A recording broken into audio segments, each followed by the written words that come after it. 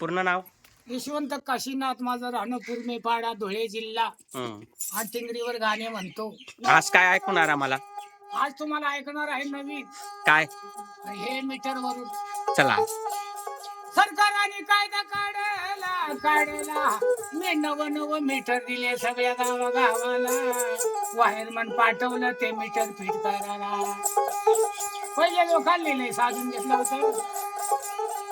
जुना मीटर बंद करून देत होते, आकडा टाकून चालवत होते.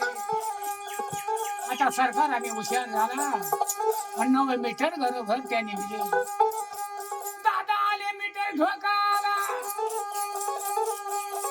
दादाले आले मीटर ठोकाला. आता बिल येईल तुम्हाला. बिल नाही भरल्यावर मीटर कापण्यात जाणार, वायरी काढून घेऊन जाणार. तुम्हाला पुन्हा चानच भेटणार नाही. म्हणून मी सांगतो, लाईट बिल भरा, लाईट बिल टायमावर भरा. आपल्या घरात उजाडा राहणार. बिल जर नाही भरलं तर वायरमन येतील, मीटर बी काढून घेऊन जाणार, वायरी काढून घेऊन जातील. अंधारामध्ये राहावं लागेल. असं ना करता ना त्या मीटरचं बिल भरा. नवे मीटर दिले साहेबांनी तुम्हाला. नका चिंता करू जीवाला. शोभा आली भाऊ घराला. नवा मीटर चमकू लागला. वायरमन साहेब म्हणत्या त्याला, नाव त्यांचं पगड्याला. त्यांचं काम आहे गावागाव जात्या, रेडिंग घेऊन ते घरी जात्या, ऑफिसामध्ये जमा करून देत्या. ज्याच्या नावाचं बिल त्याला येणार. तिथं काय जास्त कमी होत नाही. ऑनलाईन झाले आता. करू तर तुम्हाला शेगडीला लई वापर करू नका. जास्त मीटर भाऊ बळ. आता मोदी सरकारने गॅस हंड्या दिल्या, घरे डबल हंड्या दिल्या. तुम्ही गॅसचा वापर करा, शेगडीचा वापर करू नका.